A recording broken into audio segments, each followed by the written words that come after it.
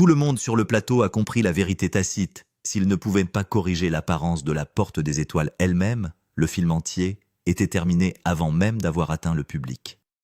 L'anneau de 22 pieds était au centre de tout, non seulement comme un accessoire, mais aussi comme la promesse d'un autre monde.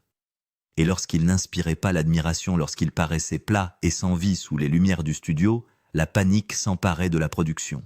Alors dans un pari désespéré du jour au lendemain, ils ont repeint toute la structure et ont prié pour que le changement suffise à sauver le film. Mais la peinture n'était que le début du chaos. Le superviseur des effets visuels a été licencié, puis réembauché, puis licencié à nouveau et encore. Il a fini par ne plus compter le nombre de fois où Roland Emmerich lui a dit de faire ses valises et de partir. Chaque licenciement semblait définitif, chaque retour improbable. Pourtant, d'une manière ou d'une autre, en travaillant dans un garage avec rien de plus sophistiqué que du thé glacé en poudre, un réservoir en plexiglas et une perceuse électrique, il a aidé à créer ce qui allait devenir l'un des effets de portail les plus emblématiques de l'histoire du cinéma. Ce qui s'est passé dans cet espace exigu et improvisé a fait plus que résoudre un problème de production. Il a remodelé le langage visuel de la science-fiction. Mais avant tout cela, le film avait besoin d'une star. Stargate n'a pas pu être financé par un grand studio. La science-fiction, selon les dirigeants, était morte. Le public n'était plus intéressé par la mythologie cosmique ou l'aventure interstellaire. Tous les grands studios ont refusé. Cela a obligé Emmerich et son partenaire producteur Dean Devlin à prendre un risque que peu de cinéastes tentent réunir l'intégralité du budget de 5 millions de dollars par leurs propres moyens. Les distributeurs étrangers étaient méfiants, les investisseurs prudents. Et un nom revenait sans cesse comme la clé pour débloquer les ventes mondiales, celui de Kurt Russell. Il n'y avait qu'un seul problème, Russell continuait à dire non. Pendant des mois, personne n'a compris pourquoi. Les offres sont revenues à plusieurs reprises et à chaque fois, il les a rejetées sans hésitation. Il est apparu plus tard qu'il avait lu une première version du scénario, une version brute incomplète, et qui n'était pas destinée à circuler au-delà des bureaux des scénaristes. Cette version imparfaite avait coloré sa perception de l'ensemble du projet. Pour lui, il s'agissait d'un refus facile à accepter. Mais les producteurs s'acharnent, ils ont besoin de sa crédibilité. Sans un acteur principal reconnaissable, la structure financière risque de s'effondrer. Finalement, quelqu'un place le bon scénario de tournage entre ses mains. Russell le lit attentivement cette fois-ci. Lorsqu'il a terminé, il lève les yeux et dit tranquillement « Ce n'est pas si mal ». Cette approbation discrète a tout changé. Les producteurs s'empressent de lui offrir 7 millions de dollars, soit une part énorme du budget de 5 millions de dollars. Sa participation devient le point d'ancrage qui stabilise l'ensemble de l'entreprise. Les investisseurs gagnent en confiance, les distributeurs prennent des rendez-vous. Et lorsque le film se classe numéro 1 au 28,1994, d'octobre, rapportant 6 millions de dollars au cours de son premier week-end, le pari ne semble plus téméraire mais visionnaire. Dans les coulisses, cependant, la co-star de Russell menait une bataille très différente. James Spader n'a pas caché ses sentiments. Dans des interviews dont une avec Entertainment Weekly, il a qualifié le scénario d'horrible et il le pensait sans ironie. Il avait récemment joué dans des films respectés par la critique et se trouvait à un étrange carrefour de sa carrière. Il avait besoin du salaire, mais le matériau ne le satisfaisait pas sur le plan créatif. Étrangement, la médiocrité même du scénario l'intriguait. Elle le fascinait comme une machine défectueuse peut fasciner un ingénieur. Quelque chose d'imparfait qui pouvait encore fonctionner si on le poussait suffisamment fort. Pourtant, la fascination n'a pas effacé la frustration. Spader s'est souvent opposé à Emmerich et Devlin à propos des dialogues. Lorsque les répliques lui semblaient faciles ou forcées, il les repoussait. Il exigeait des révisions. Il argumentait sur le ton. Russell, en revanche, avait accepté depuis longtemps les réalités pratiques du cinéma. Il comprenait que les compromis faisaient une partie du travail. Là où Spader se battait avec des normes artistiques, Russell se concentrait sur la livraison d'une performance fiable. La tension était montée d'un cran jusqu'à ce qu'elle éclate. Un jour, Spader a refusé de quitter sa caravane. Il a insisté pour que des pages soient réécrites avant de repasser devant la caméra. La production s'est arrêtée. Des centaines de membres de l'équipe sont restés inactifs.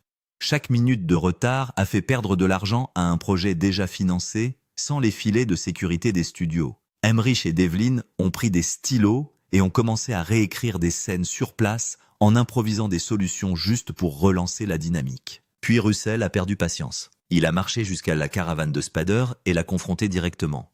Spader l'a mis au défi d'admettre ce que tout le monde savait, Le dialogue est horrible, a-t-il dit. Russell n'a pas bronché. Bien sûr qu'il est horrible, a-t-il répondu. C'est pour cela qu'il vous paie $1 million. Si c'était brillant, vous le feriez gratuitement. Cet échange est entré dans la légende. Il n'était pas cruel, mais pragmatique. Russell avait embrassé l'aspect commercial de la réalisation d'un film tandis que Spader se battait encore pour la pureté artistique. Pourtant, malgré les frictions, tous deux ont livré des performances suffisamment fortes pour que le film atteigne les $6 millions dans le monde entier, soit près de 4 fois son coût de production. La pression financière a hanté chaque étape du projet. Sans le soutien d'un grand studio, chaque revers menaçait la catastrophe. La distribution ne s'est concrétisée que parce que la Metro-Goldwyn-Mayer avait un créneau libre dans son calendrier de sortie. Même à ce moment-là, les cadres ont douté de la promesse d'Emmerich de terminer le film pour $55 millions. Ils ont prédit que les coûts augmenteraient jusqu'à $100 millions. Lorsque le film a finalement rapporté plus de 611 millions dans le pays, et bien plus à l'étranger, le succès a validé le risque et jeté les bases d'une franchise tentaculaire qui allait durer pendant des décennies. Pourtant, de petits détails ont failli faire dérailler ce succès. La première version de l'accessoire Stargate de 22 pieds avait été peinte en noir mat pour souligner l'âge et le mystère. Sous la lumière crue de l'éclairage de studio, elle ne ressemblait à rien d'autre qu'à un pneu Goodyear géant. Elle manquait de profondeur de texture et du sentiment de puissance antique que l'histoire exigeait. Devlin a admis plus tard qu'elle semblait bon marché et lourde plutôt que d'être d'un autre monde. Consciente que le film tout entier dépendait de la croyance du public en la Porte des Étoiles, l'équipe a fait un choix audacieux. Entre les jours de tournage, elle a repeint toute la structure en argent métallique. La transformation a été immédiate. La lumière a dansé sur sa surface. Les torches et les projecteurs ont créé des reflets changeants. Ce qui avait semblé inerte brillait maintenant d'une complexité stratifiée à la fois ancienne et avancée. Cette décision esthétique précipitée est devenue l'identité visuelle déterminante de la franchise. L'anneau argenté avec des glyphes lumineux est apparu sur les affiches, les suites, les adaptations télévisées et les recréations des fans pendant des décennies. Pour répondre à leur ambition, la production s'est installée dans le vaste dôme Spruce Goose de Long Beach, construite à l'origine pour abriter l'énorme avion Hercules de Howard Hughes. Après le déménagement de l'avion en 1992, le dôme est resté vide, une coquille caverneuse attendant que l'imagination la remplisse. À l'intérieur de cette énorme structure en aluminium, les équipes ont construit le Stargate Command, le vaisseau pyramidal de Ra et des environnements extraterrestres entiers. 300 ouvriers ont travaillé pendant 6 mois construisant des décors qui s'étendaient sur une surface plus grande que 4 terrains de football réunis. L'échelle a donné au film l'impression d'être beaucoup plus coûteux qu'il ne l'était en réalité. Même en post-production, la tourmente persiste. Au cours de la dernière semaine avant la livraison, les monteurs ont déterminé que le film nécessitait non seulement des ajustements mineurs, mais aussi 66 plans d'effets visuels supplémentaires. Le mandat semblait impossible. L'équipe des effets a travaillé sans relâche pendant des nuits entières. L'artiste Mitch Drain s'est appuyé sur un système de compositing en temps réel, appelé Domino, pour achever l'avalanche de travail. En seulement 7 jours, les 66 plans ont été terminés. Contre toute attente, chacun d'entre eux a fonctionné comme prévu, ajoutant du spectacle et de la cohésion à des scènes qui semblaient jusque-là bien maigres. Pourtant, la percée la plus importante ne s'est pas produite dans une maison d'effets sophistiquée, mais dans un garage. Après qu'Emmerich a rejeté plusieurs tentatives de création de la surface liquide de la Porte des Étoiles, et après avoir congédié le superviseur des effets visuels, Jeffrey Okun, plus de fois qu'on ne pourrait le compter, Okun et le directeur de la photographie David Stump se sont retirés pour expérimenter en privé. Ils ont installé un petit réservoir en plexiglas qu'ils ont rempli d'eau et dans lequel ils ont ajouté de la poudre de thé glacé pour donner de la texture. À l'aide d'une poutre en bois fixée à une perceuse, ils ont agité le mélange. Lorsque le tourbillon s'est installé, ils ont observé un motif en spirale hypnotique se former sous la surface. Ce strudel tourbillonnant est devenu la signature visuelle du portail. S'inspirant des anciennes techniques des cuves à mercure utilisées autrefois pour créer des effets de miroir, ils ont filmé le dessous de l'eau sous un angle incliné. Le résultat donnait une impression d'étrangeté de dimension de vie. Puis ils sont allés plus loin. Un mortier d'air a été introduit tiré dans la cuve à 26 livres de pression. L'explosion a projeté tout le bloc d'eau hors du conteneur immergeant complètement Stomp. Après avoir réduit la pression à un peu plus de 2 livres, ils ont finalement capturé l'explosion vers l'extérieur, le caouche, suivi du vortex qui se retire. Quand Okun a présenté les images à Emmerich s'attendant à un nouveau refus, le réalisateur a souri. « C'est fantastique », a-t-il dit. Des années plus tard, lorsque l'équipe de Stargate SG-1 a tenté de recréer l'effet pour la télévision, elle ne disposait pas des spécifications de pression originales. Leur premier test a utilisé une force de 50 livres. L'eau a jailli dans toutes les directions, détruisant l'équipement et trempant le plateau. Ce n'est qu'à ce moment-là qu'ils ont réalisé à quel point l'expérience originale était fragile, à quel point elle avait failli échouer. En fin de compte, le film que les studios considéraient comme impossible est devenu une pierre de touche culturelle. Il a survécu à de mauvaises ébauches, à des conflits créatifs, à des paniques budgétaires, à des licenciements, à des réécritures, à des repeints et à des expérimentations au niveau du garage. Et de cette turbulence a émergé un portail qui ne s'est pas seulement ouvert sur un autre monde, mais qui a ouvert la science-fiction elle-même à de nouvelles possibilités. Après d'autres essais et erreurs, ils ont finalement réussi à obtenir le même résultat en optant pour des jets d'eau pratiques plutôt que pour des images de synthèse, car ils voulaient que l'effet soit réel. La création de la séquence complète de Stargate a exigé un travail image par image.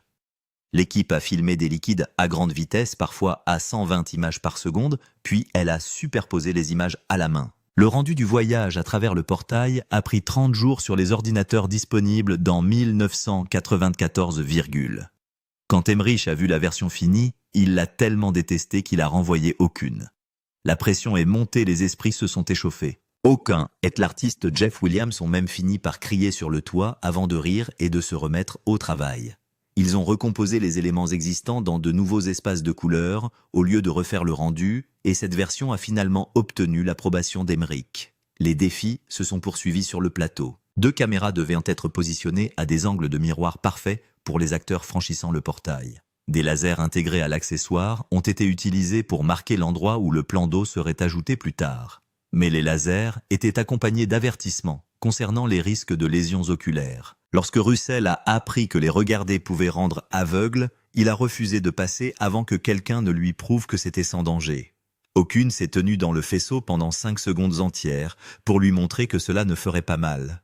Même après cela, Russell a gardé les yeux fermés tout en avançant. Pendant ce temps, le second caméraman ajustait sa configuration chaque fois que l'équipe regardait ailleurs, ruinant les angles du miroir, jusqu'à ce que le directeur de la photographie y mette un terme.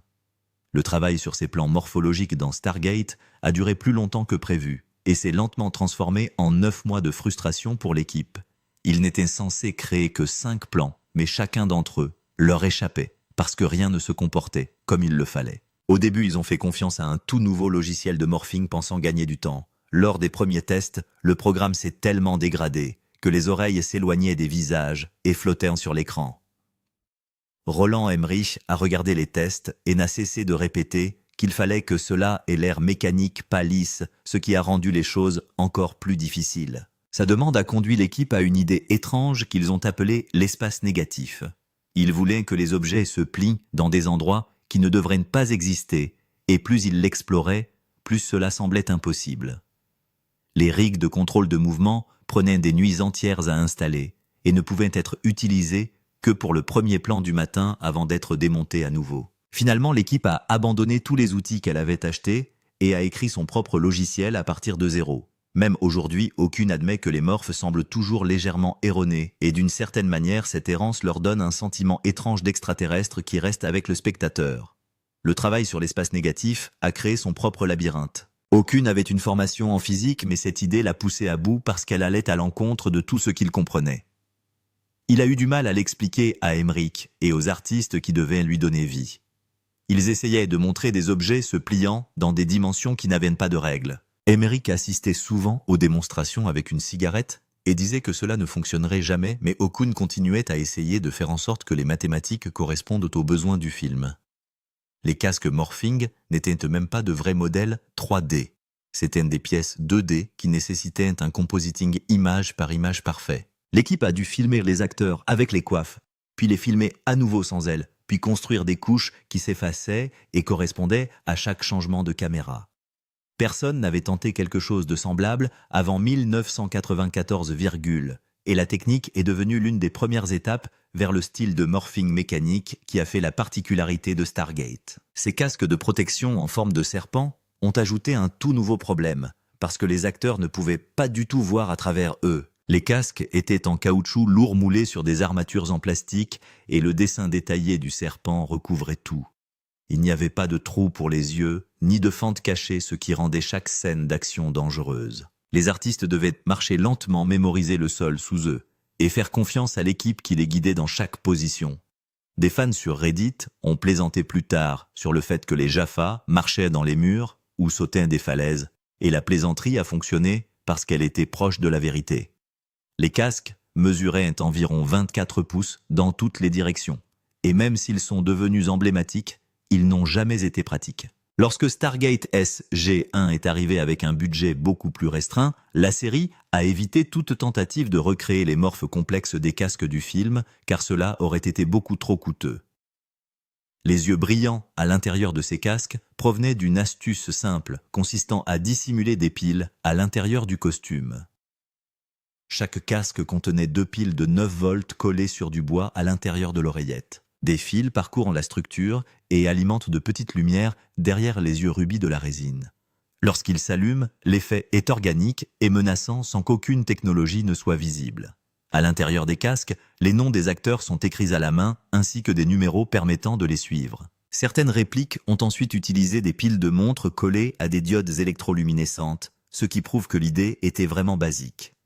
Les casques ont fini par se vendre aux enchères pour des milliers de dollars, d'une part en raison de leur qualité de fabrication, et d'autre part parce qu'ils donnaient une réelle impression de poids et de menace.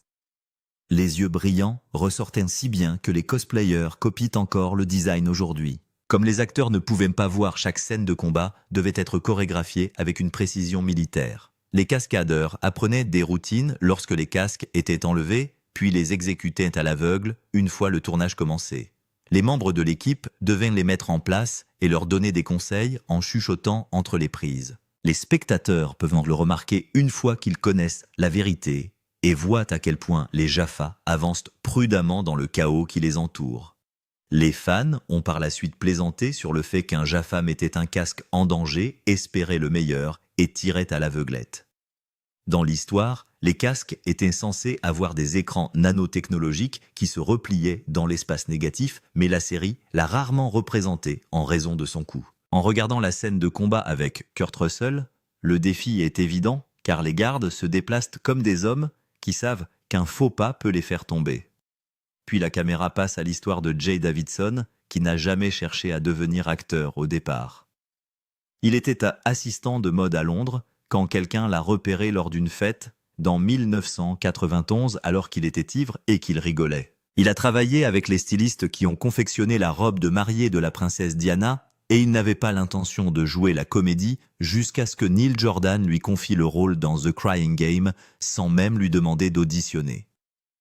Son interprétation dans 1992 lui a valu une nomination aux Oscars et il est arrivé à la cérémonie dès 1993 en culotte de cheval et bottes cuissardes parce qu'il suivait son propre style. Même après toute cette attention, il a dit qu'il détestait cette célébrité soudaine et qu'il n'avait jamais voulu être connu pour son travail d'acteur. Il envisageait déjà de retourner à la mode avant même que sa nomination ne soit réglée. Dès que les producteurs de Stargate l'ont approché en 1993, il a voulu refuser sans blesser personne. Il a opté pour une solution simple. Il a demandé $1 million pensant que ce chiffre était si exorbitant qu'ils allaient se retirer. Au lieu de cela, ils se sont mis d'accord sur le champ. Soudain, il a dû faire un film qu'il n'avait jamais voulu faire. Ce seul salaire a fini par définir sa valeur nette pendant des années. Après avoir tourné dans 1994, il s'est éloigné et est revenu à la mode presque immédiatement. Il ne s'est pas totalement engagé avant d'avoir vu les costumes que Joseph Porro avait créés pour Ra. Elles sont recouvertes de velours de lames de cuir et de pièces en fibre de verre, représentant des symboles égyptiens. L'une des robes est en lame pourpre turquoise et or, avec des panneaux plissés qui scintillent à la lumière. La cape s'étend derrière lui, avec d'immenses panneaux de bois et de métal sculptés de cobra composite. La coiffe à elle seule contenait du lapis sur le front et des panneaux de résine rouge suspendus à des barres de cuivre. Le soin apporté à ces créations a finalement donné un sens au rôle pour quelqu'un qui appréciait l'artisanat plus que les feux de la rampe.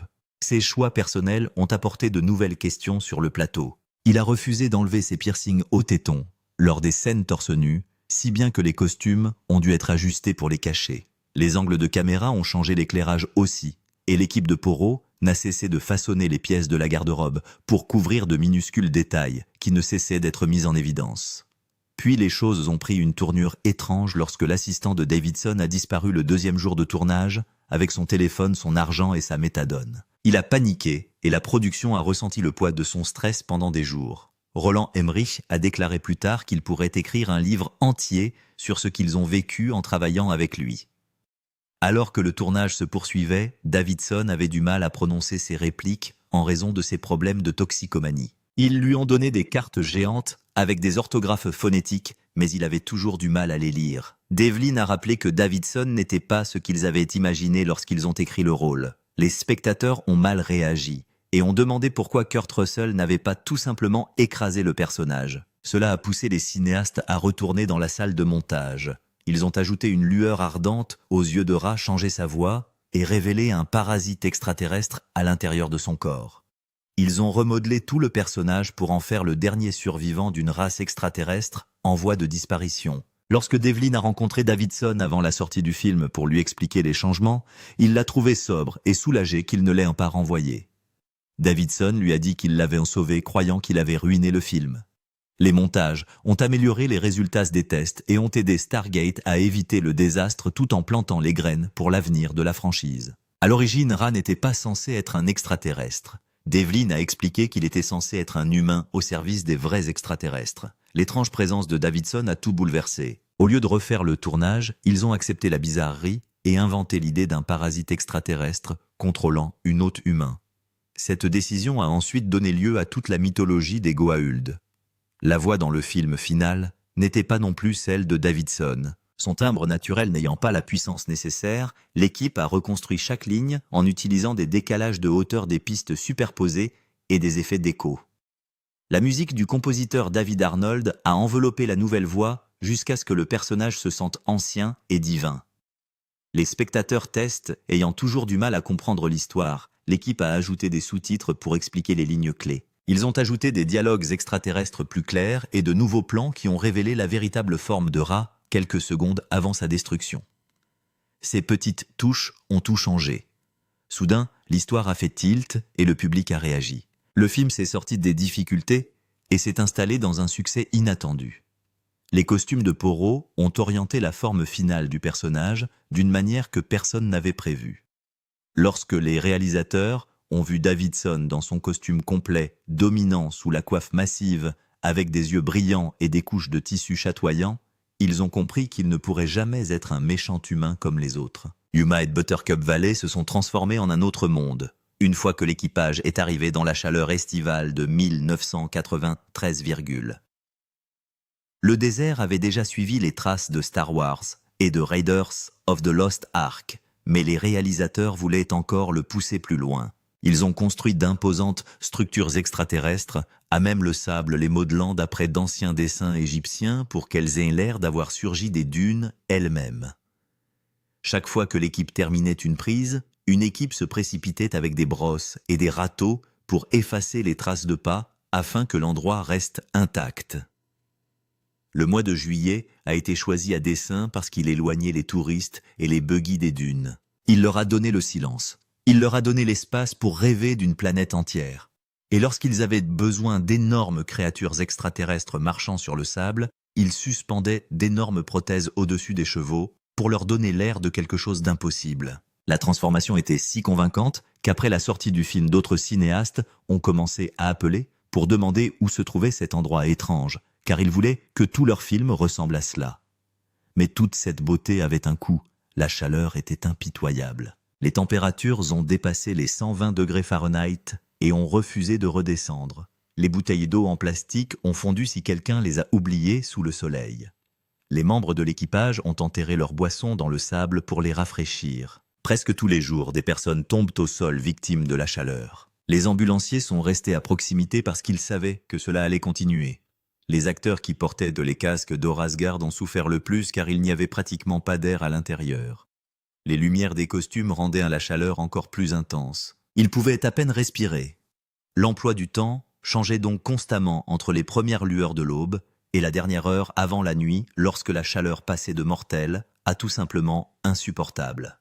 Même les caméras avaient besoin de systèmes de refroidissement spéciaux pour rester en vie suffisamment longtemps pour capturer des séquences. Pourtant, le film avait besoin d'une foule, et le budget ne permettait pas d'accueillir des centaines de figurants errants dans l'arrière-plan.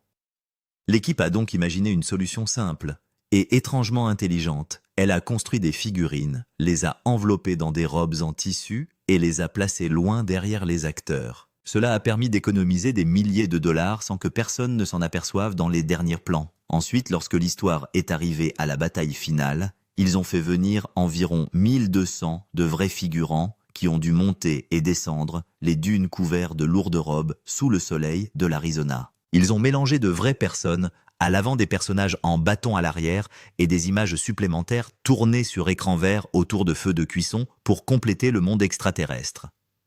Tout s'est superposé jusqu'à ce que la foule semble énorme sans que la production ne dépense de l'argent qu'elle n'avait pas. L'équipe a également appris à chasser la lumière. Ils regardaient l'horloge tous les après-midi car l'heure dorée transformait le désert en quelque chose de magique. Les ruines brillaient, le sable s'adoucissait. Tout ressemblait à une peinture.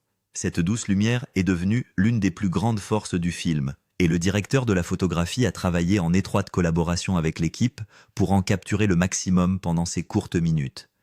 Ils ont même construit des versions miniatures des tours de la ville et les ont filmés sur écran bleu là dans le désert pour que la lumière du soleil sur les modèles corresponde aux vraies structures. Cette attention portée à la lumière donne une impression d'unité au monde et permet de distinguer Abydos de toutes les autres planètes désertiques que le public a pu voir. Les miniatures et les peintures mates se chargent de la plus grande partie du travail. Le vaisseau spatial pyramidal a été construit comme un modèle réduit, détaillé, gravé de minuscules hiéroglyphes. Il a été filmé séparément et intégré aux scènes du désert. Puis tout a changé lorsque le studio a recoupé le film et a soudainement décidé qu'il voulait 66 nouveaux plans d'effets visuels. Ils ont donné une semaine à l'équipe. Cela aurait dû être impossible, mais le superviseur des effets visuels Jeffrey Okun a trouvé un artiste qui possédait un système domino, une machine rare qui permettait le compositing en temps réel. Au lieu d'attendre des heures pour le rendu de chaque couche, l'artiste pouvait tout voir instantanément et l'ajuster sur place. Travaillant sans relâche, il a terminé les 66 plans en 7 jours. La combinaison de tours pratiques construites dans le désert et de bâtiments miniatures filmés sur écran bleu a permis de créer une ville homogène. Roland Emmerich n'aimait pas les effets numériques au début, mais une fois qu'il a vu un test où les balles gelaient en plein vol, il a réalisé que le travail miniature avait des limites et que les astuces numériques pouvaient ouvrir des portes auxquelles il ne s'attendait pas. L'histoire d'Okun pendant le film est devenue une légende. Emmerich l'a renvoyé plus d'une fois, parfois avec colère, parfois avec désinvolture, mais chaque fois qu'Okun livrait quelque chose d'impressionnant, le réalisateur faisait comme si le renvoi n'avait jamais eu lieu. Le moment le plus célèbre est celui où l'équipe d'Okun a testé l'effet de porte-aqueuse. Ils ont continué à ajuster la pression de l'air dans un réservoir d'eau en essayant de créer la bonne ondulation et ont finalement découvert que 2,1 livres par pouce carré donnait l'effet parfait. Okun est allé voir Emmerich et lui a dit qu'il savait qu'il était viré, mais que le réalisateur devait quand même voir ce film. Lorsqu'Emmerich l'a visionné, il a soudain changé de ton et a insisté sur le fait qu'il n'avait jamais renvoyé personne parce que l'effet était extraordinaire. La relation de travail était chaotique, mais elle a produit des résultats qui ont façonné l'identité du film. Même les week-ends, Okun recevait sans cesse des appels pour de nouvelles idées. Il aurait pu être renvoyé sur le papier, mais le film avait toujours besoin de lui. Emmerich détestait les ordinateurs, mais continuait à rechercher des effets que seuls les ordinateurs pouvaient gérer. Après que le test de la balle l'ait impressionné, il a commencé à revoir toutes les expériences numériques qu'ils avaient faites. Soudain, il s'enthousiasme pour les possibilités numériques. Les appels deviennent constants, les idées fusent, et malgré la confusion entourant l'emploi d'Okun, les effets ne cessent de s'améliorer. Pendant ce temps, une autre crise est survenue en post-production.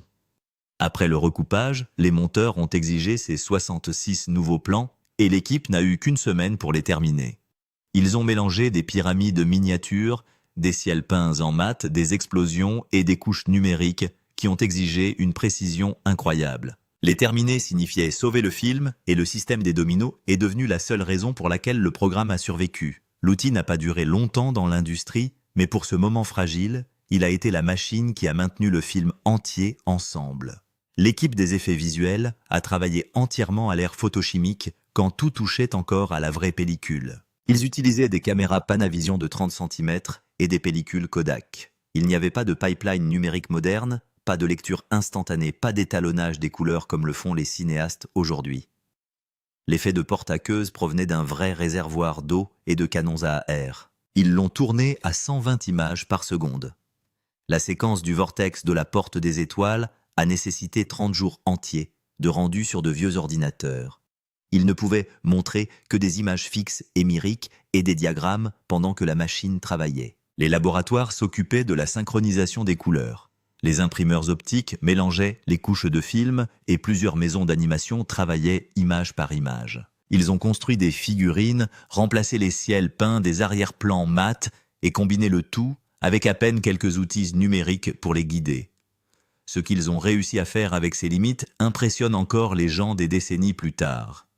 Et tandis que l'équipe des effets poussait plus loin le costumier Joseph A. Porot, construisait certaines des tenues les plus complexes jamais utilisées dans un film de science-fiction. Le costume de rat comportait 5 pièces distinctes et a nécessité une équipe pour l'assembler. Il y avait une robe de velours violet et turquoise avec des panneaux de lames multicolores, une veste en cuir sculptée de symboles égyptiens, un énorme sous-cap se terminant en bois et des panneaux métalliques décorés de cobras composites, une coiffe en fibre de verre gravée en or et sertie de pierres de lapis et d'œils de tigre. La production a également fabriqué plus de 600 d'armes pour les figurants. Certaines ont été coulées dans de la résine transparente pour ressembler à de l'obsidienne et il a fallu des semaines pour les terminer. Tout cela s'est produit avec un budget de production de 5 millions de dollars et le film a ensuite rapporté plus de 196 millions de dollars dans le monde entier. Jay Davidson, qui jouait Ra, est entré dans le projet sous les feux de la rampe. Il a demandé 1 million de dollars pour jouer le rôle et l'a obtenu. Cette partie est vérifiée, mais le travail lui-même a été difficile. Il s'est battu avec son texte. Les réalisateurs ont trouvé la performance différente de ce qu'ils avaient imaginé. Davidson a avoué plus tard qu'il n'aimait pas du tout la célébrité. Des histoires sur Internet concernant des crises de colère et des bagarres circulent, mais elles manquent de preuves solides de la part de l'équipe de production. Ce qui est documenté, c'est la lutte contre le spectacle et le paiement qu'il a reçu. L'armure pratique portée par les gardes d'Horace est devenue une source de douleur pour les acteurs. Les yeux luisants provenaient de véritables ampoules cachées à l'intérieur, alimentées par des piles, et les casques n'avaient pratiquement pas d'aération. Leur installation pouvait prendre 6 heures. Une fois les acteurs à l'intérieur, il n'était pas facile de les enlever. Chaque pause dans les toilettes devenait un problème. La chaleur à l'intérieur des casques, s'ajoutant aux températures du désert à l'extérieur, certains artistes ont failli s'évanouir. Des équipes médicales ont été appelées à plusieurs reprises. Des figurants portant de lourdes robes pour la bataille finale ont couru sur des dunes dans une chaleur étouffante. Les costumes de la créature à moustache étaient trop lourds pour que les chevaux puissent bouger naturellement. L'équipe a donc construit des versions miniatures pour les chiens. Malgré toutes les difficultés, le look de Ra est devenu l'élément visuel le plus mémorable du film. Les casques morphing sont le fruit d'une astuce intelligente. Ils ont filmé les acteurs sans coiffe, puis avec, et ont mélangé les plans à l'aide de segments de transition correspondant au mouvement de la caméra. Une équipe d'environ 40 personnes a écrit son propre logiciel pour réaliser ce projet. Combiné au tissu détaillé de Porot, au disque d'or, aux hiéroglyphes et aux coiffes serties de pierre Ra, s'est transformé en quelque chose d'emblématique qui a porté l'identité du film.